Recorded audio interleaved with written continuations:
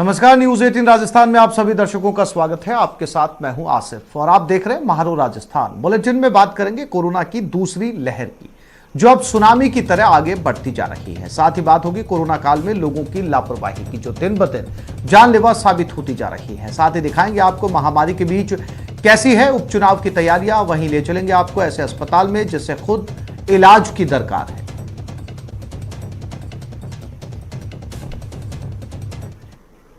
Corona case पर सरकार की चिंता बढ़ गई है। ट्वीट कर मुख्यमंत्री ने फिर से चिंता जाहिर की। देश में भयावह स्थिति बढ़ती जा रही है, चुनाव की वजह से केस बढ़ रहे हैं। ट्वीट कर प्रधानमंत्री से अपील की कि पहले की तरह विस्तार से चर्चा की जाए, कोरोना पर राज्यों के साथ चर्चा की जाए। ट्वीट कर सीएम ने कहा, एक तरफ तो हम पब्लिक को कोविड प्रोटोकॉल फॉलो करने के लिए कहते हैं, दूसरी तरफ चुनाव में लाखों लोगों की भीड़ की रैलियां और रोड शो होते रहे। ऐसा सब बिहार चुनाव से ही हो रहा है। राजनेता चाहते तो वर्चुअल रैली जैसे विकल्पों का इस्तेमाल कर भीड़ इकट्ठा होने से रोक सकते थे। इलेक्शन कमीशन अपने कर्तव्यों की पूर्ति मानते हुए चुनाव की घोषणा करता रहा। नेताओं ने जमकर प्रचार किया और भीड़ आती रही। जुडिशरी और चुनाव आयोग भी अपनी जिम्मेदारी से नहीं बच सकते। सुप्रीम कोर्ट और हाई कोर्ट ने राज्यों के विरोध के बावजूद पंचायतों और स्थानीय निकायों के चुनाव करवाने के आदेश दे दिए। अब कोरोना का नया रूप प्रकट हुआ है। देश में भयावह स्थिति बनती जा रही है। लॉकडाउन और कर्फ्यू लगाने जैसे सख्त फैसले करने पड़ रहे हैं। प्रधानमंत्री जी को पूर्व की तरह राज्यों से विस्तार से चर्चा करनी चाहिए। कांग्रेस अध्यक्षा श्रीमती सोनिया गांधी जी ने ठीक कहा कि कोरोना संक्रमण फैलने के लिए हम राजनेता भी कुछ हद तक दोषी हैं।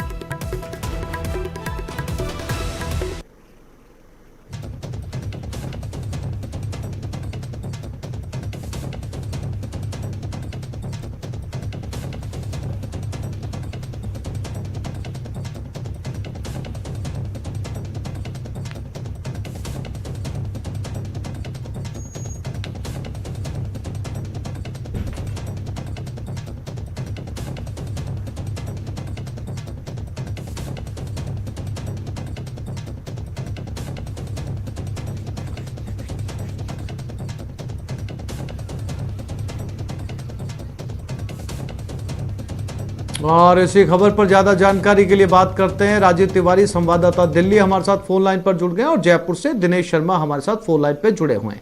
राजीव, बहुत महत्वपूर्ण बात है क्योंकि अब अलग अलग राज्यों में बीमारी के हिसाब से लॉकडाउन की स्थिति, या फिर यूं कहा जाए कि लॉकडाउन की नौबत फिर से आ गई है। यहां वीकेंड का लॉकडाउन शुरू हो गया। दिल्ली में भी कमोबेश स्थिति यही है।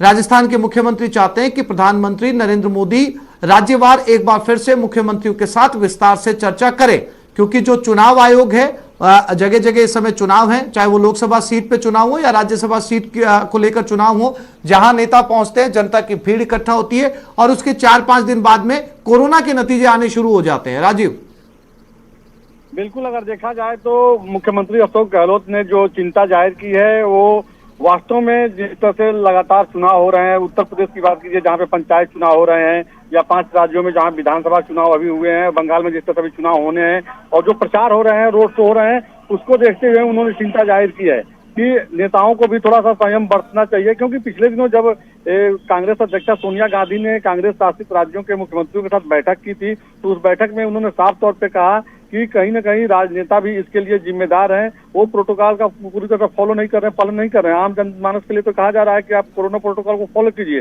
लेकिन लोगों के बीच में वो जा रहे हैं और इससे लगातार जो चैन है वो टूट नहीं रहा है, लोगों की गैदरिंग हो रही है। यह एक चिंताजनक था, तो चिंता उन्होंने जाहिर किया था। उसके बाद आज सीएम अशोक गहलोत ने जो ट्वीट करके चिंता जाहिर की है कि चुनाव आयोग को भी इस पर देखना चाहिए, क्योंकि इस तरह से लगातार इधर कोरोना संक्रमित मरीजों की संख्या आ रही है देश भर में। यह बहुत ही चिंताजनक और डरावनी है।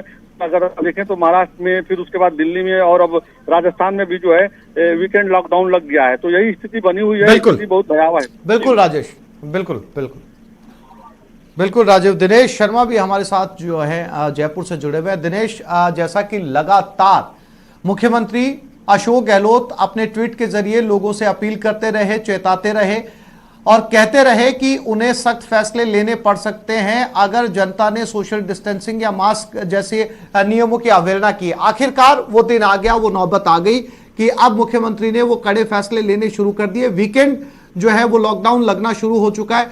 क्या आगे स्थिति पूरे लॉकडाउन के तौर पर देखी जा सकती है दिनेश? देखिए आसिफ, फिलहाल की अगर बात करें तो फिलहाल तो स्थितियां ऐसी नहीं है कि राज्य में पूरी तरीके से लॉकडाउन लगाया जाए, लेकिन अगर लापरवाही इसी तरीके से जारी रही तो आगे इस तरह का निर्णय ले सकती है सरकार।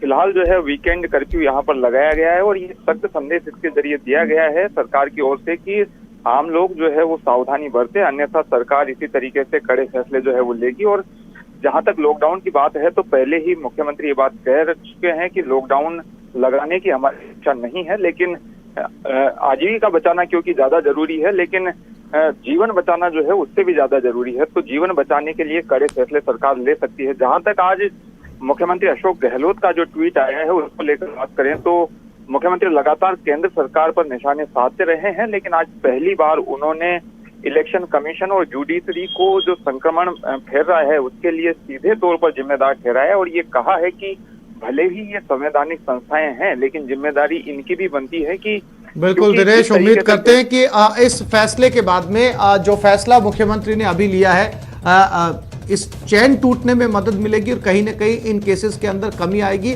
और इन फैसलों का असर जमीनी धरातल पर भी नजर आएगा। आप दोनों साथियों का हमसे जुड़ने के लिए, बातचीत करने के लिए बहुत शुक्रिया।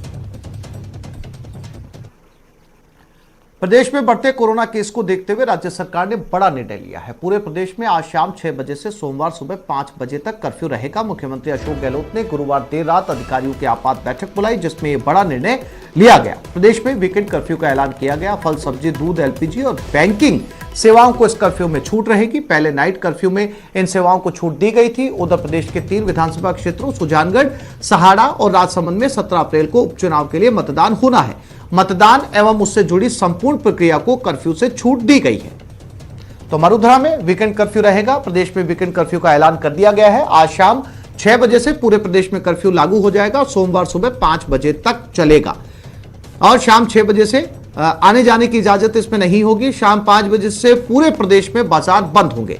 केवल आवश्यक वस्तुओं को कर्फ्यू में छूट मिलेगी। फल, सब्जी, दूध, बैंकिंग सेवाओं को छूट रहेगी। मतदान और उससे जुड़ी प्रक्रिया को कर्फ्यू से छूट मिलेगी। 17 अप्रैल को उपचुनाव के लिए मतदान होगा। फिलहाल इसी वीकेंड के लिए यह फैसला लिया गया है।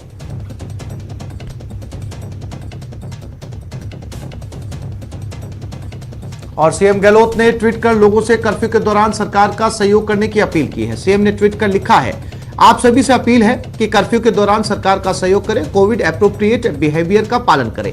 पहले प्रदेश के 17 जिलों में कोरोना के सबसे ज्यादा मामले सामने आ रहे थे, लेकिन पिछले कुछ दिनों से सभी जिलों में संक्रमण तेजी से फैला है। अब प्रदेश में कोरोना के 6,658 नए मामले और 33 मौतें सामने आई हैं। इसलिए आज वीकेंड कर्फ्यू का सख्त फैसला लिया गया है। अगर समय रहते कठोर कदम नहीं उठाए जाते तो स्थिति दूसरे प्रदेशों जैसी विकट बन सकती है। आमजन से अपील है कि पूर्व की तरह एकजुटता दिखाएं, एक दूसरे का सहयोग करें। राजस्थान सरकार हर हालात से निपटने के लिए तैयार है।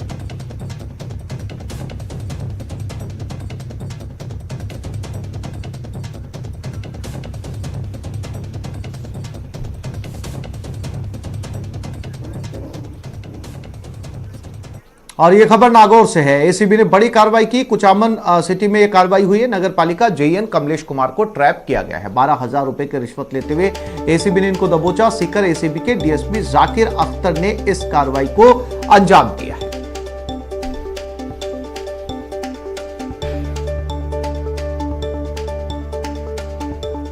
तो नगर के कुचामन में यह कार्रवाई की गई है।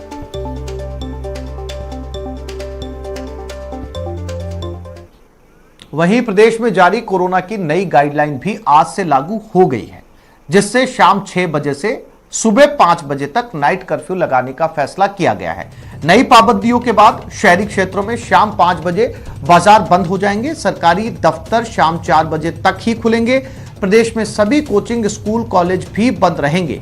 कोरोना को देखते हुए राज्य में 10वीं और 12वीं की बोर्ड परीक्षाएं भी स्थगित कर दी गई हैं, जिसके मुताबिक कोरोना की नई गाइडलाइन में 30 अप्रैल तक ये गाइडलाइन जारी रहेगी। शाम 6 से सुबह 5 बजे तक नाइट कर्फ्यू रहेगा। शाम 5 बजे तक प्रदेश के सभी बाजार बंद होंगे। सरकारी दफ्तर भी शाम 4 बजे ही बंद हो जाएंगे। शादी समारोह में 50 से ज्यादा लोग शामिल नहीं हो सकेंगे और अंत्येष्टि में 20 से ज्यादा लोगों को अनुमति नहीं मिलेगी। अब शैक्षणिक संस्थान, कोचिंग लाइब्रेरी बंद रहेंगे, रेस्टोरेंट और क्लब 50% क्षमता के साथ खुलेंगे। हालांकि टेक अवे, होम डिलीवरी रात 8 बजे तक इजाजत होगी। सार्वजनिक परिवहन का संचालन 50% क्षमता के साथ हो सकेगा।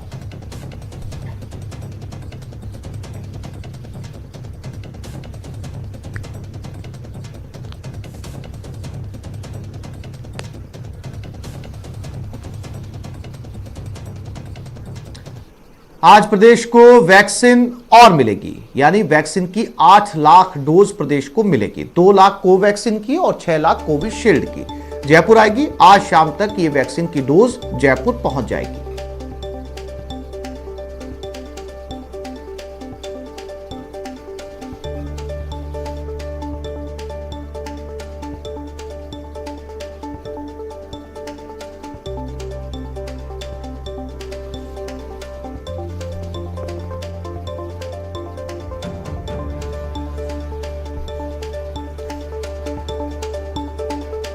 झुंझुनू में आज एक साथ 70 पॉजिटिव केस सामने आए, जिससे प्रशासन में हड़कंप मच गया। प्रशासन ने पूरी सख्ती शुरू कर दी। नगर परिषद आयुक्त अनीता कीचड़ पूरी तरह से सख्त नजर आ रही हैं। कोरोना गाइडलाइन की पालना के लिए बाजार में लगातार समझाइश कर रही हैं। आयुक्त ने आज शहर में कोरोना गाइडलाइन की पालना नहीं करने पर 4 दुकानों को सीज किया।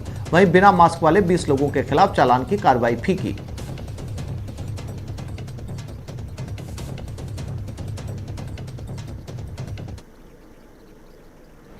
कोरोना के बढ़ते हुए संक्रमण को देखते हुए 3 अप्रैल से आज तक लगातार कार्रवाई की जा रही है, जिसमें अधिक से अधिक लोगों को समझाइश की जा रही है, पैम्पलेट्स वितरण किए जा रहे हैं, वह चालान की कार्रवाई भी की जा रही है। इसके तहत नगर परिषद ने प्रोटोकॉल की पालना नहीं किए जाने पर लगभग 180 लोगों के चालान की कार्रवाई की गई है, जिसमें दुकानदार भी हैं, राहगीर भी हैं और 8 दुकानें हैं वो नगर परिषद क्षेत्र में सीज की।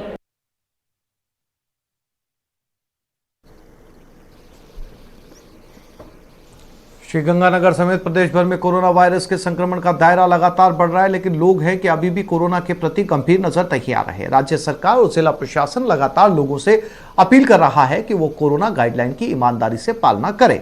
गंगानगर के बाजारों का जायजा लिया न्यूज 18 संवाददाता अशोक कुमार शर्मा ने।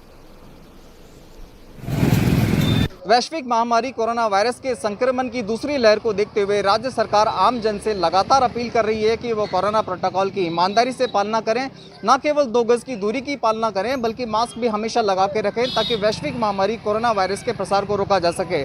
साथ ही जिला प्रशासन को भी निर्देश दिए गए हैं कि वो समय समय पर चेकिंग अभियान चलाएं और जो कोरोना प्रोटोकॉल की पालना नहीं कर रही है उनके खिलाफ कार्रवाई करें। अभी हम इस समय श्री गंगानगर के सदर बाजार में मौजूद हैं, जहां आप देख सकते हो कितने सारे लोग हैं जो इस समय कोरोना प्रोटोकॉल की पालना बिल्कुल करते हुए नहीं दिखाई दे रहे हैं। काफ़ी लोगों ने मास्क ही नहीं लगा रखा है, काफ़ी लोग सोशल डिस्टेंसिंग की फॉलो नहीं कर रहे हैं। ये हमारे साथ है।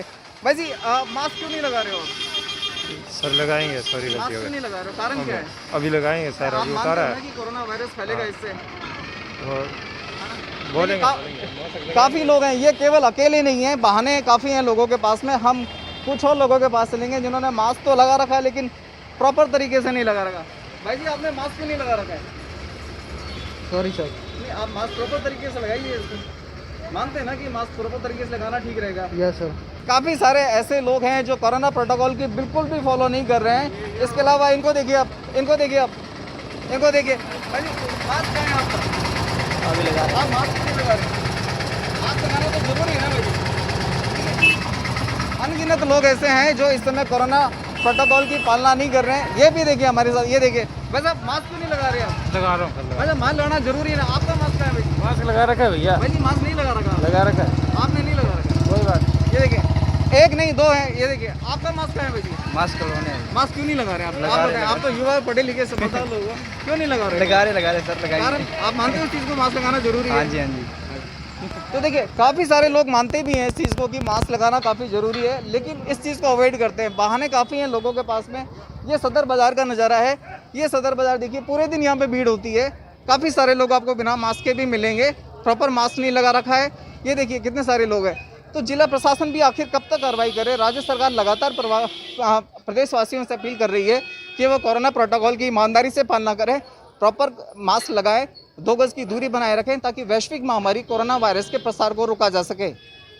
Ashok Sharma, news 18 Shri Ganganagar. Corona virus की दूसरी लहर के संक्रमण को रोकने के लिए मुख्यमंत्री अशोक गहलोत ने शुक्रवार शाम 5 बजे से वीकेंड कर्फ्यू निर्देश दिए हैं। वीकेंड कर्फ्यू के चलते शनिवार और रविवार को बाजार बंद रहेंगे। ऐसे में आज बाजारों में भीड़ देखने को मिली। दौसा के अमानगंज इलाके में एक होलसेल दुकान के बाहर से न्यूज 18 संवाददाता आशीष शर्मा ने जायजा लिया। कोरोना की दूसरी लहर के संक्रमण के चलते आज शाम से वीकेंड कर्फ्यू का रखा गया है। वीकेंड कर्फ्यू को देखते हुए बाजारों में काफ़ी भीड़ देखने को मिल रही है। यहाँ पर गुटखे की दुकान है, यहाँ पर जो यहाँ पे काफ़ी सारी भीड़ लोगों की उमड़ी है। लोग बिल्कुल रेट भी यहाँ पर बढ़ चुकी हैं। साथ ही जो लोग स्टॉक कर रहे हैं किसी भी तरीके से, क्योंकि लोगों को लग रहा है कि जो अगर मान लो कि ये ज़्यादा दिन कर्फ्यू चलता है तो किसी भी तरह की परेशानी नहीं हो। इस तरह के हालात न केवल यहाँ पर हैं बल्कि किराना की दुकानों पर भी इसी तरह के हालात है। परचूनी की दुकान पे भी इसी तरह के हालात देखने को मिल रहे हैं। लोग जो ज़रूरी सामग्रियां हैं वो खरीदने में लगे हुए हैं ताकि कोई परेशानी नहीं हो। और जो लोग यहाँ पर आए हुए हैं वो सोशल डिस्टेंस का बिल्कुल भी पालन नहीं कर रहे हैं। आप यहाँ क्यों आए हो, क्या स्थिति है बताओ? सर मेरे किराने की दुकान है तो मैं सामान लेने आया था, तो ये जो जस्ट रेट है जो डबल बता रहे हैं सीधे गुटकों की, बोला 2-3 दिन लॉकडाउन है तो स्टॉक कर लिया लोगों ने। बिल्कुल जो दुकानदार हैं ये दुकानदार इनको काफ़ी परेशानी हो रही है।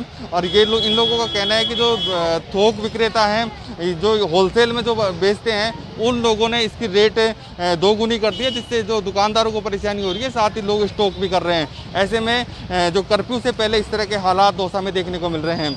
आशीष शर्मा, न्यूज़ 18 दौसा। आज सुबह से मेहंदीपुर बालाजी मंदिर के पट बंद कर दिए गए हैं। मंदिर ट्रस्ट से जुड़े लोग रोजाना पूजा करेंगे, लेकिन भक्तों के लिए मंदिर के द्वार बंद रहेंगे। मेहंदीपुर मंदिर ट्रस्ट ने 30 अप्रैल तक मंदिर में दर्शन बंद रखने का फैसला किया है। कुछ भक्त दूसरे राज्यों से यहां पहुंचे हैं, लेकिन वो सड़क से ही धूप लगाकर अपने घर लौट रहे हैं।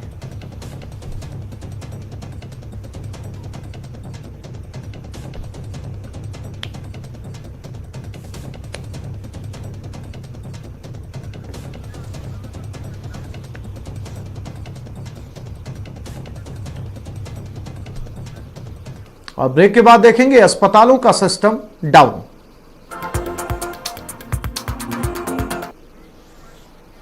और अजमेर से इस वक्त की बड़ी खबर मिल रही है। आईपीएल में सट्टा लगाते कार्रवाई की गई। पुलिस ने 4 सटोरियों को गिरफ्तार किया है। गंज थाना पुलिस ने 4 सटोरिये पकड़े हैं। 1 करोड़ 55 लाख का हिसाब इनके पास से जब्त किया गया है। मौके से लैपटॉप और मोबाइल भी बरामद किए गए हैं।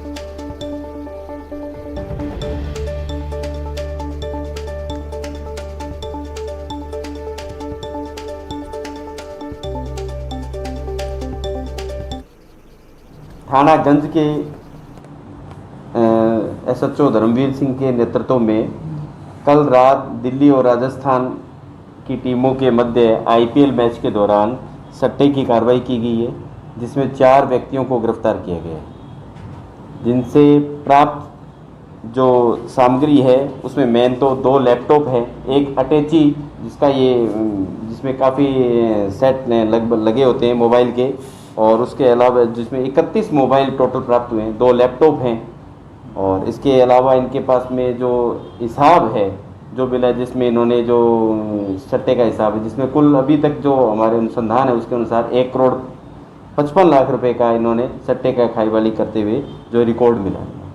4 व्यक्तियों को गिरफ्तार किया गया, जिसमें से 2 सीकर के हैं और 2 जयपुर के।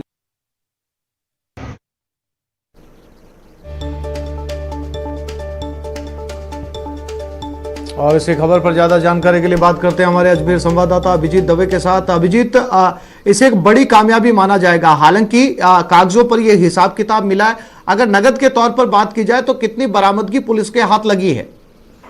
देखिए, आज सिर्फ नकदी की ज्यादा बात करेंगे तो पुलिस को नकदी इतनी बड़ी नहीं मिली है, लेकिन सबसे बड़ी बात यह है कि ये जो 4 सटोरिये पुलिस की गिरफ्त में आए हैं ये सीकर और जयपुर के हैं। और अजमेर के बीके कॉल नगर में एक किराए का मकान, जिसमें 5,000 रुपए रोजाना के किराए पर रहकर ये अपने इस आईपीएल टूर्नामेंट में सट्टे के काले खेल को चला रहे थे। एसपी जगदीश प्रसाद शर्मा के निर्देश पर जो स्पेशल टीम की मुखबिरी थी उसके आधार पर कल देर रात को गंज थाना पुलिस ने इस मकान पर दबिश दी थी और इन 4 सटोरियों को वहां से पकड़ा है। और बड़ी मात्रा में इनके पास से मोबाइल, 2 लैपटॉप जब्त किए गए हैं। और अभी तक की पड़ताल में, चूंकि पुलिस की पड़ताल अभी भी लगातार जारी है, 1.5 करोड़ तक का हिसाब किताब पुलिस ने डिटेन कर लिया है। और अब पुलिस को कई सारी पर्चियां भी यहाँ पर मिली हैं जिनमें खाईवाली के लोगों के नाम इसमें लिखे हुए हैं। पुलिस वहां भी पड़ताल कर रही है और साथ ही साथ सीकर और जयपुर के चूंकि 4 आरोपी रहने वाले हैं तो उनसे और डिटेल इन्वेस्टिगेशन की जा रही है कि इस पूरे नेक्सस में और कितने लोग इन्वॉल्व हैं, कहाँ से ये पूरा सौदा चढ़ता था, कहाँ सौदा पूरा उतरता था,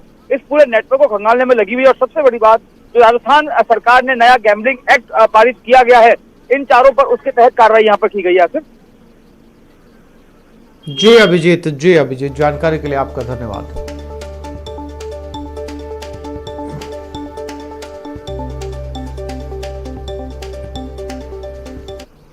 कोरोना की पहली लहर में राजस्थान का कोरोना मैनेजमेंट दूसरी लहर से लड़ने के काम आ रहा है। देश भर में कोरोना मरीज ऑक्सीजन की कमी से दम तोड़ रहे हैं, तो मरुधरा मेडिकल ऑक्सीजन के मामले में आत्मनिर्भर है। हालांकि स्वास्थ्य विभाग ऑक्सीजन की सप्लाई समेत मेडिकल इंफ्रास्ट्रक्चर को और मजबूत करने को अमली जामा पहना रहा है। देखिए कोरोना काल में उम्मीद जगाने वाली ये रिपोर्ट।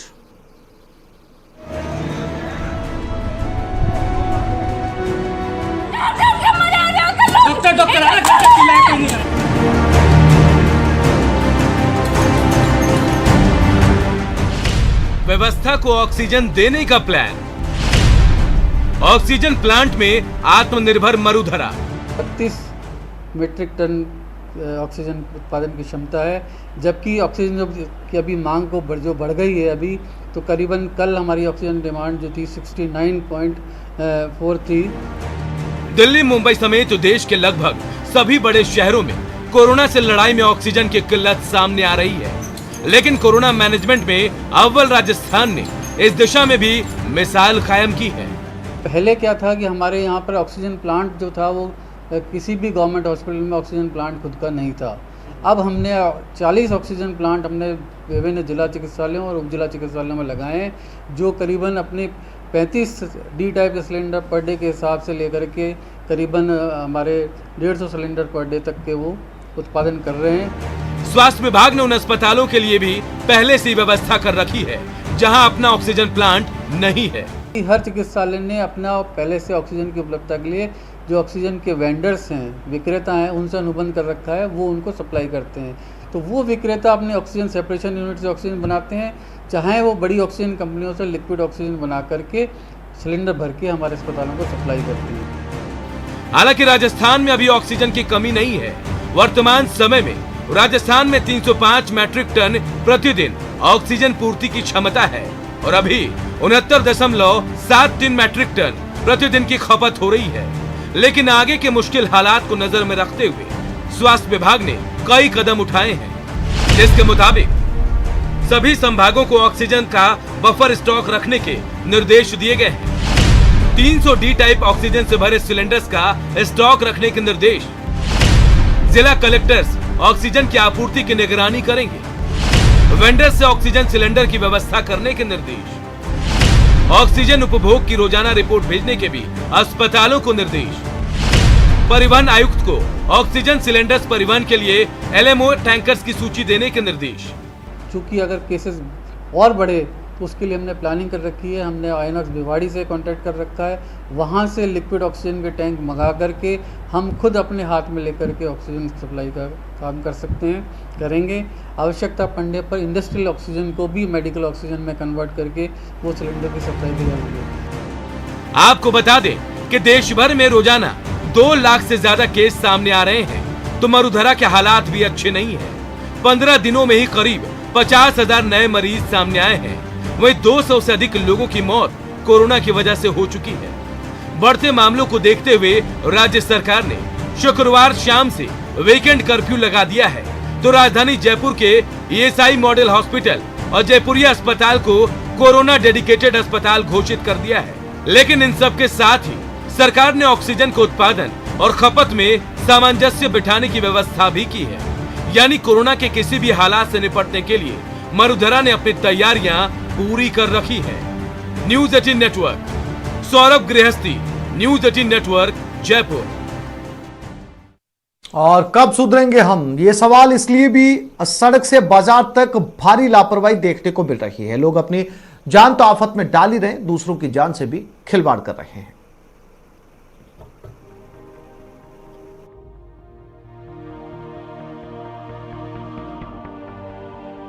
लेकिन जो दिख रहा है उसे देखकर कहा जा सकता है कि इन लोगों को अपनी जान की कोई परवाह नहीं। वो तो बस हर हाल में अपना जरूरी सामान खरीदना चाहते हैं। कोरोना पर वीकेंड वार क्या शुरू हुआ, बाजारों में भीड़ उमड़ पड़ी। दुकानदारों के बाहर खरीदारों की कतार लग गई। ज्यादातर गुटखे और जर्दे की दुकान पर भीड़ उमड़ी। ना कोई सोशल डिस्टेंसिंग और ना ही कोई मास्क।